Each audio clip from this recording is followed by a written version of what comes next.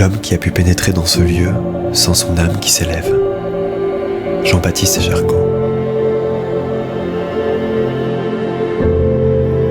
D'où vient cette étrange attirance de ces régions polaires, si puissante, si tenace, qu'après en être revenu, on oublie les fatigues morales et physiques pour ne songer qu'à retourner vers elles. Au-delà de l'horizon, de l'imagination des hommes et du monde connu, il y a cette terre.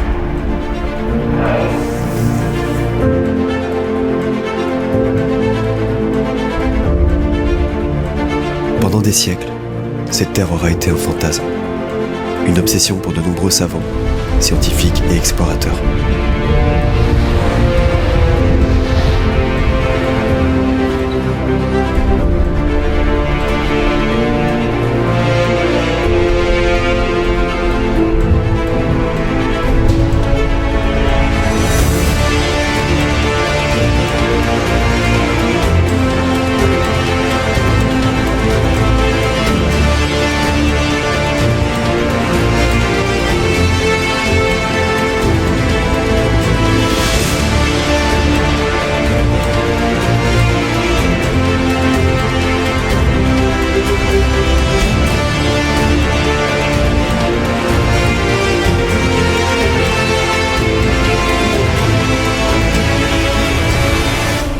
Il faudra attendre le XVIIIe et XIXe siècle pour découvrir peu à peu les côtes immenses du 7e continent.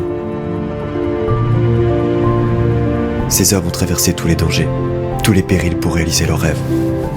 Ils ont dû faire face aux océans déchaînés, en passant par les 40e rugissants et les 50e hurlants. En dessous de 40 degrés, il n'y a plus de loi. En dessous de 50 degrés, il n'y a plus de Dieu. Eux sont allés au-delà du 60e parallèle.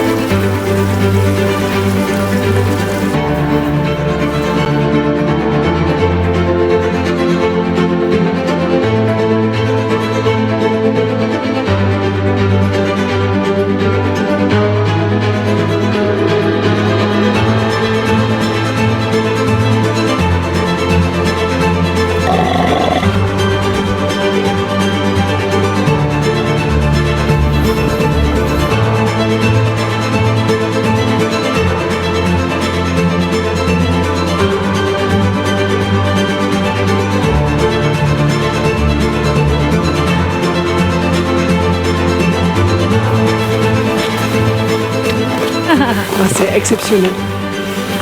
Merveilleux.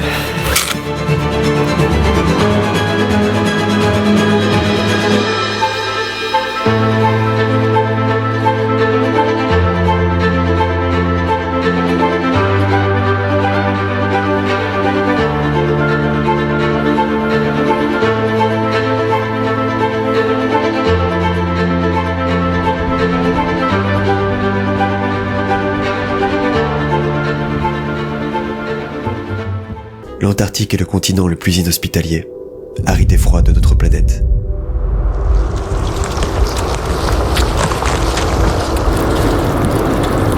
Sur le continent, seules quelques espèces de plantes, de lichens et d'invertébrés peuvent survivre.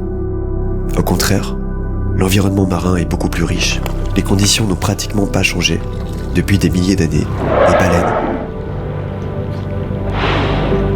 orques, cachalots, phoques, manchots survivent grâce aux eaux glaciales de l'océan austral.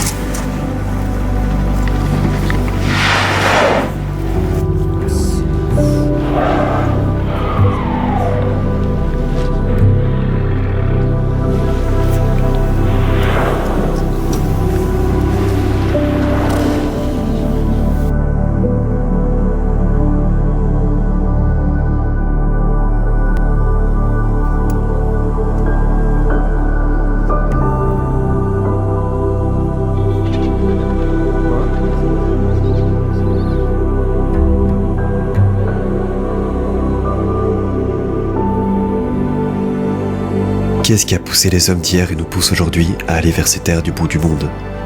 Pourquoi avoir traversé la planète pour embarquer sur ce bateau et voguer à notre tour vers l'inconnu?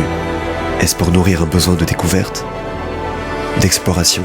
Peut-être est-ce l'envie de cocher une case de plus des destinations que nous avons faites dans notre vie? Ou alors, est-ce une recherche personnelle de sens? Une introspection que l'on vient chercher loin de tout, loin du tumulte de notre quotidien? En se perdant au bout du monde, je vais peut-être avoir le privilège de me retrouver et d'en apprendre plus sur moi. À cette question, vous êtes les seuls à pouvoir y répondre. Une chose est certaine, à la fin de ce voyage, vous ne serez plus les mêmes. Une partie de vous restera en Antarctique.